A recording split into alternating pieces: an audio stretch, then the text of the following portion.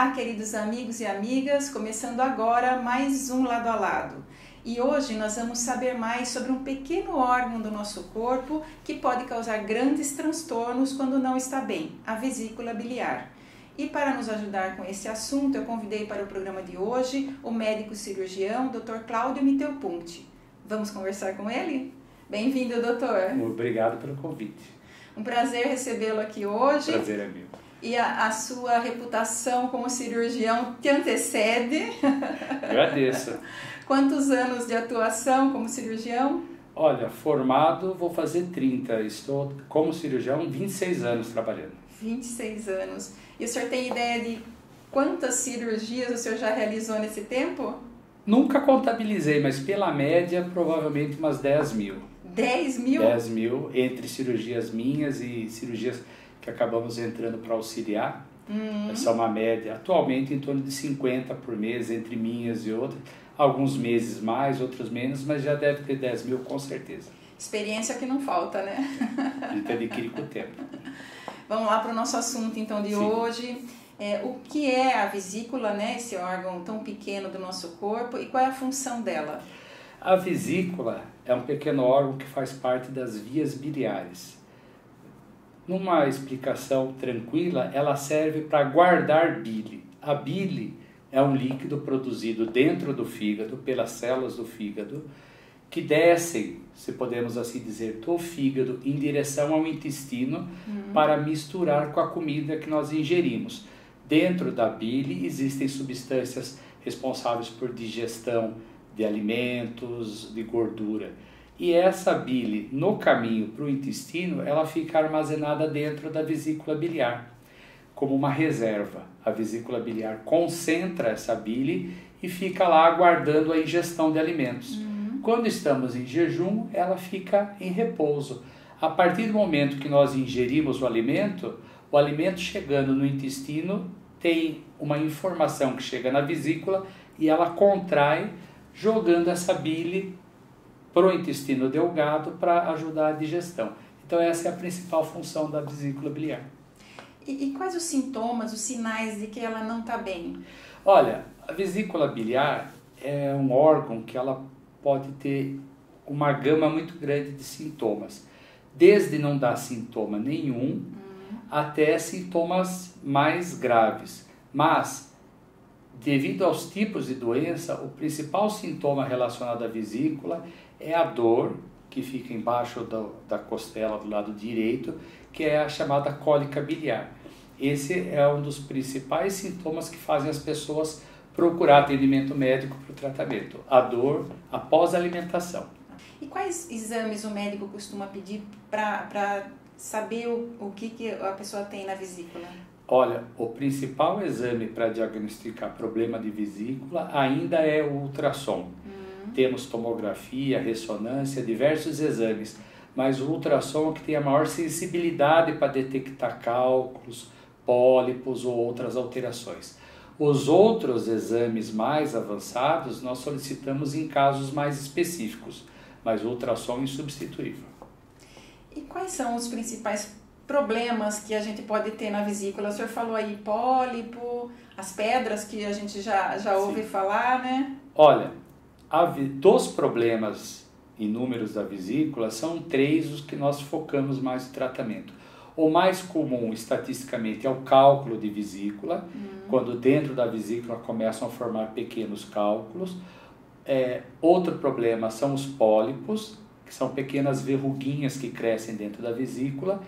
E, em último, menos frequente, o câncer de vesícula, que normalmente surge de um pólipo que, no decorrer dos anos, degenerou e formou um câncer. Mas, felizmente, é muito menos frequente. Acontece menos. O cálculo, de longe, é o principal problema da vesícula. Problema que eu digo, problema que possa dar uma repercussão, é o cálculo... Que possa dar ruim, né, doutor? Que vai bem ruim, bem ruim.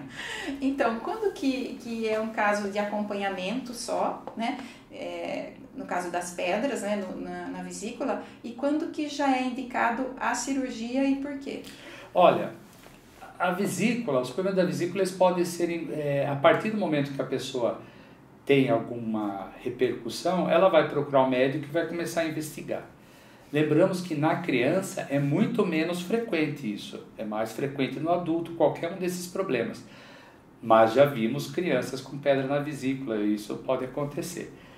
A partir do momento que ela tem algum sintoma, normalmente ela é submetida a esse ultrassom. E dependendo do tipo de resultado, ela vai ser acompanhada de uma maneira.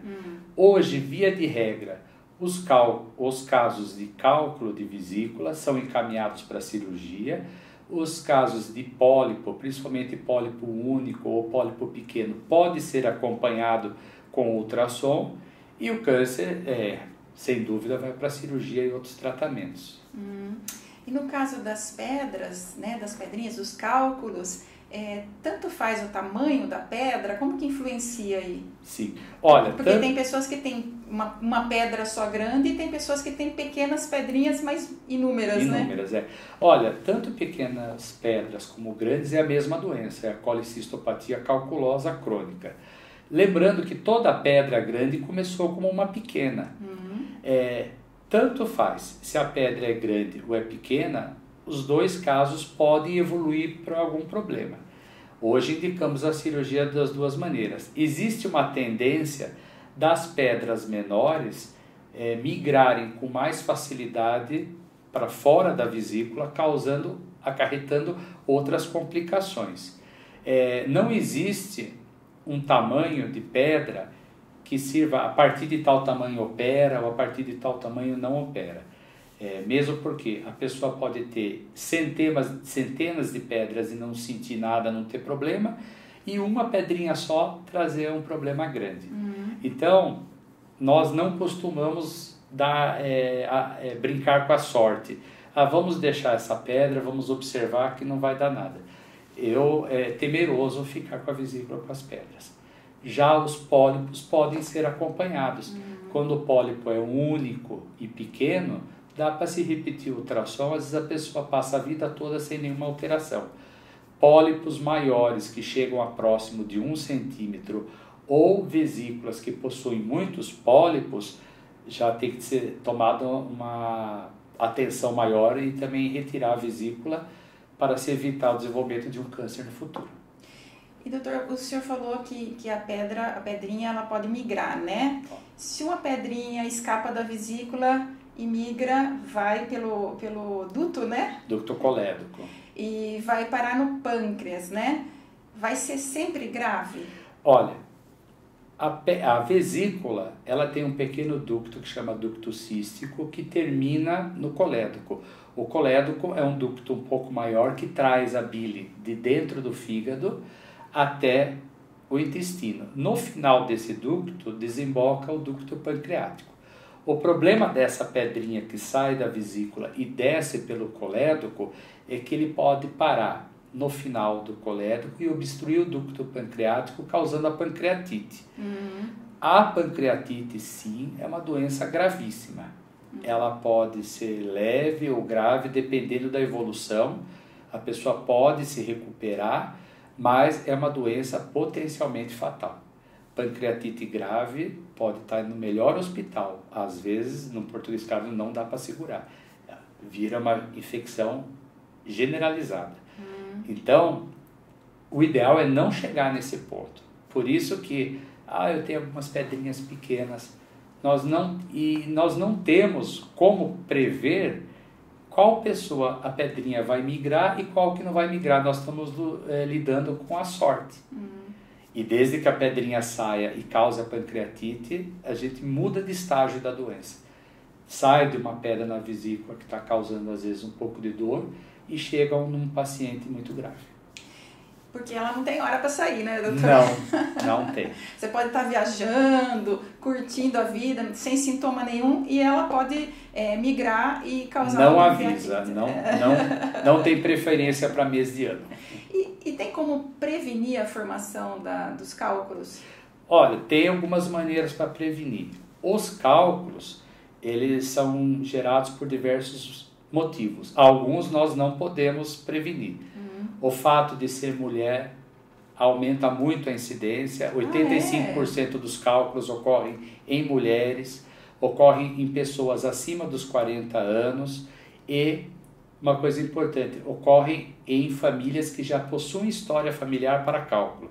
Então, tudo isso que eu falei, nós não temos como parar a idade, não temos como mudar o fato de ter nascido homem ou mulher, e nem o fato familiar.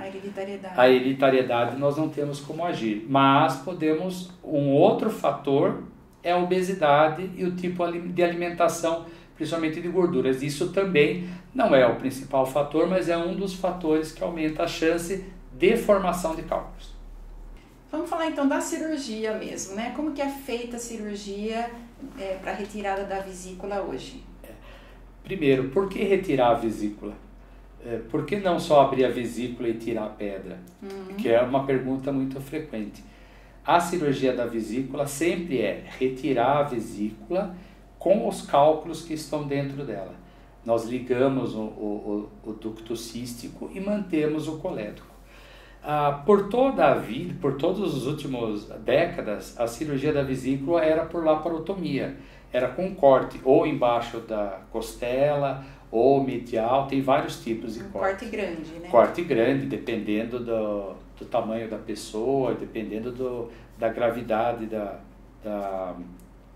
da vesícula, se ela está inflamada. Mas, atualmente, como digo atualmente, mais de 2 a 3 décadas, a maneira mais frequente no nosso meio de operar é através da videolaparoscopia. E recentemente temos a robótica, que é uma via mais assim, realista nos grandes centros. Mas hoje ainda a principal via de cirurgia é pela videolaparoscopia. Aqui na nossa região é a videolaparoscopia. Videolaparoscopia nós fazemos de rotina nesses últimos 3 décadas. E anestesia, doutor? Sempre, para fazer a laparoscopia, tem que ser anestesia geral.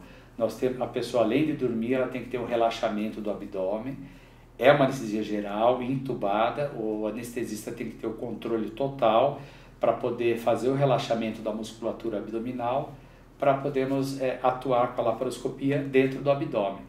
Mas atualmente está bem seguro, claro, obedecendo todas as regras de segurança, fazendo um bom pré-operatório, encaminhando para o anestesista para fazer uma avaliação, para tentar detectar algum problema a ser corrigido antes da cirurgia. Isso leva ao sucesso da cirurgia. E a videolaparoscopia, são pequenos cortes, né, doutor? Sim. Quantos cortes? Na vesícula são 4 cortes, 4, um sobre o umbigo, um aqui no epigástrio e 2 do lado. Cada um tem sua função. Essa é a técnica tradicional. Com a insuflação do abdômen com gás carbônico, cria um espaço grande dentro do abdômen e com as pinças nós conseguimos chegar até a vesícula, identificar as estruturas, o ducto cístico, a artéria, ligar cada um deles e remover a vesícula. E como que tira a vesícula inteira de lá de dentro? Nós tiramos normalmente ou pela incisão do umbigo ou do epigástrio. Às vezes, uma vesícula maior, uma pedra maior, tem que abrir um pouquinho mais essa incisão. Mas, mesmo assim, é uma incisão muito menor do que a tradicional na região subcostal. E quanto tempo de cirurgia? A cirurgia da vesícula está relacionada a alguns fatores. Se a vesícula está ou não inflamada, a vesícula inflamada é uma cirurgia mais demorada. A curva de aprendizado do cirurgião, um cirurgião que faz muito mais cirurgias tende a ter um tempo menor.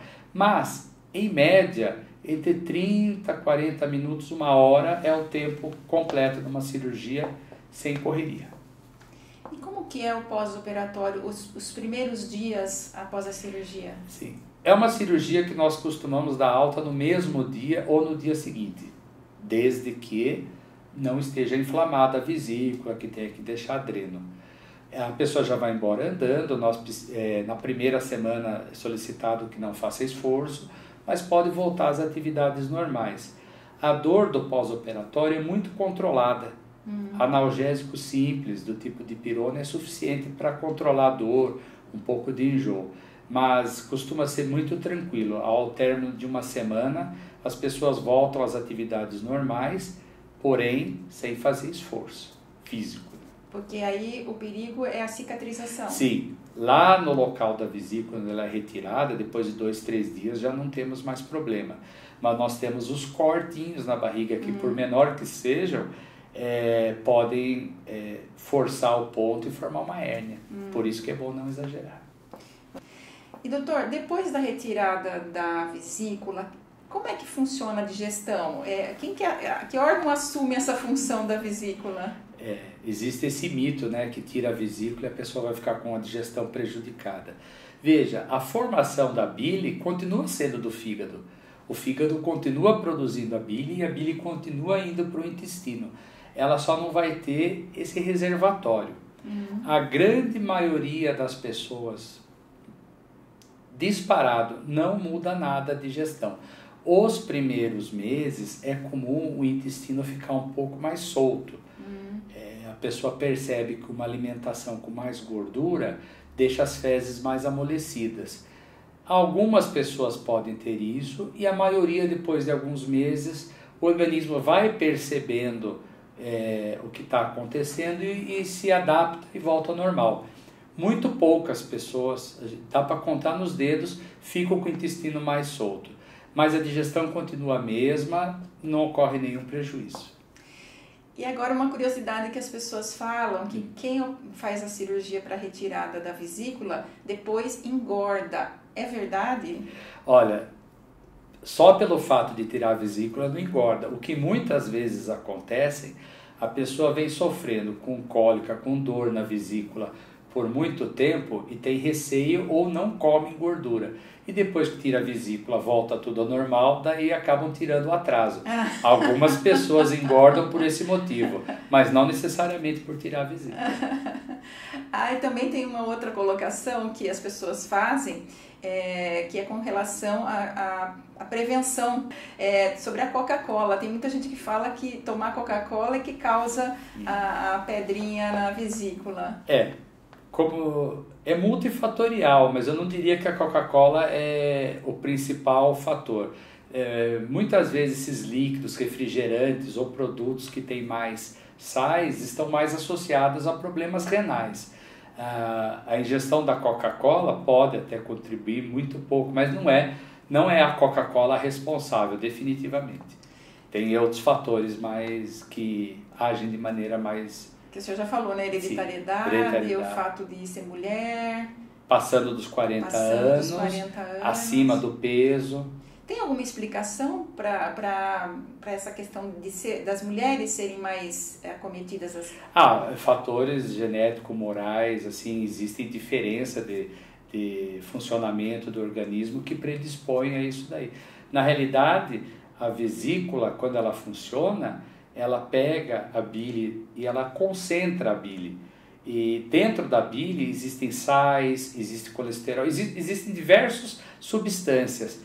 Quando essas substâncias elas não estão muito nas concentrações adequadas, predispõe à união dessas partículas e causando o cálculo. E depois o cálculo vai aumentando com a deposição das partículas sobre as primeiras. Daí forma os cálculos. E o pólipo, que a gente falou pouco, sim, o pólipo também vai para a cirurgia? Então, o pólipo, antes de mais nada, não dá sintoma algum, ele é totalmente inerte. Uma verruguinha que surge por dentro na parede da vesícula. O pólipo, atualmente, ele preocupa quando ele chega próximo de 1 centímetro, menos de meio centímetro, ele é totalmente observável.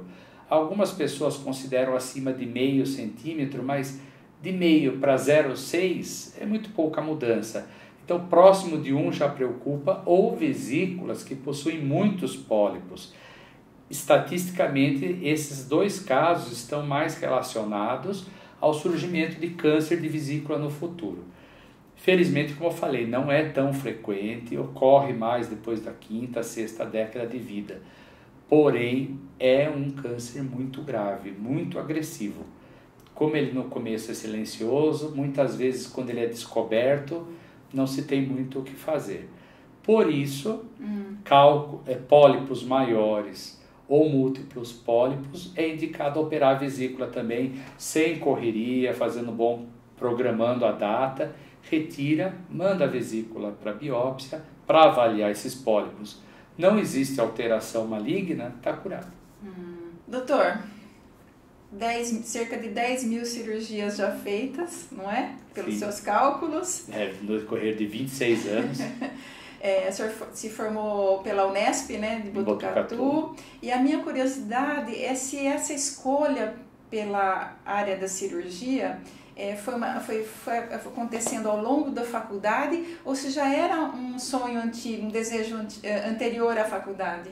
Olha, pelo que eu me lembro, surgiu simultaneamente. Quando eu decidi fazer medicina, eu já imaginava a cirurgia. E durante o curso, durante a faculdade, a gente acaba passando por diversas disciplinas e essa vontade não mudou.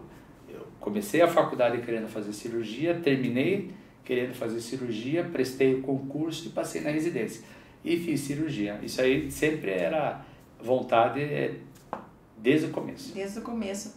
E o senhor atua aqui na região desde quando?